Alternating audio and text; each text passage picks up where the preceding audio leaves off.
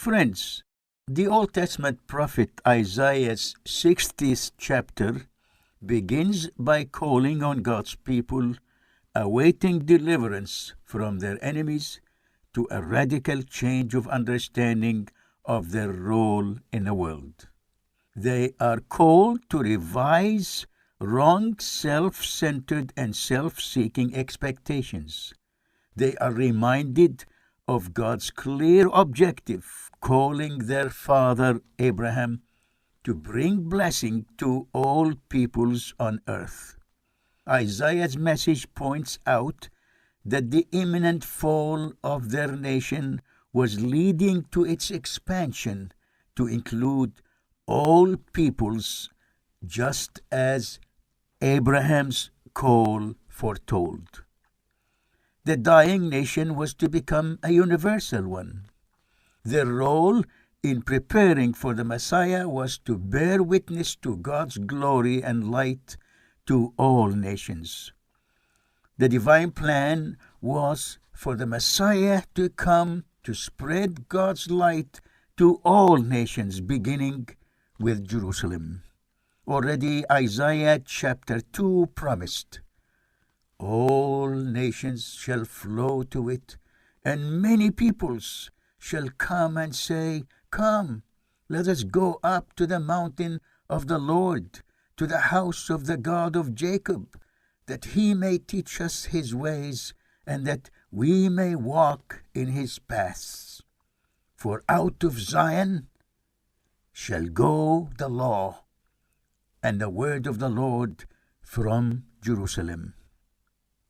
Friends, Isaiah foretold this taking place in the last period of human history called the last days.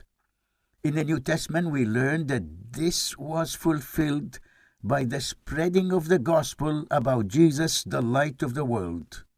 Jesus commissioned his apostles and his early disciples to do this, beginning with Jerusalem, the role of which in the divine plan was about to end. That earthly Jerusalem symbolized the heavenly Jerusalem, which is a universal city of light on earth.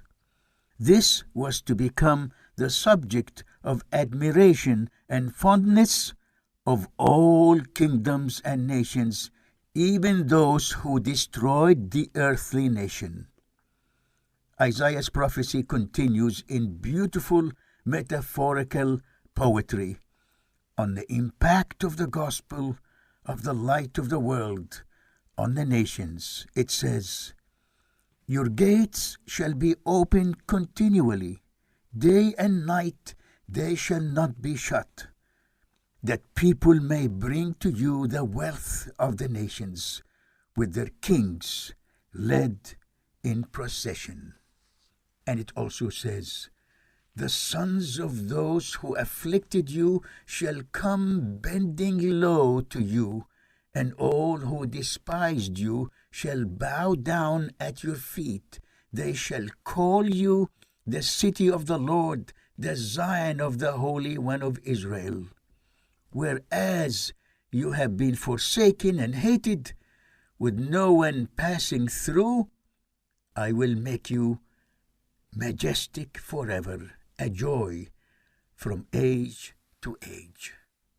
Friends, the expanding universal heavenly Jerusalem is the spiritual city whose light is Jesus, light of the world. It is called the city of the Lord, the Zion of the Holy One of Israel. Isaiah's 60th chapter ends, "The sun shall be no more your light by day, nor for brightness shall the moon give you light. But the Lord will be your everlasting light, and your God will be your glory. The Lord will be your everlasting light, and your days of mourning shall be ended. Your people shall all be righteous. They shall possess the land forever, the branch of my planting, the work of my hands, that I might be glorified. The least one shall become a clan, and the smallest one a mighty nation. I am the Lord. In its time I will hasten it. Friends, again and again, Isaiah's gospel message points to Jesus, the promised offspring of Abraham.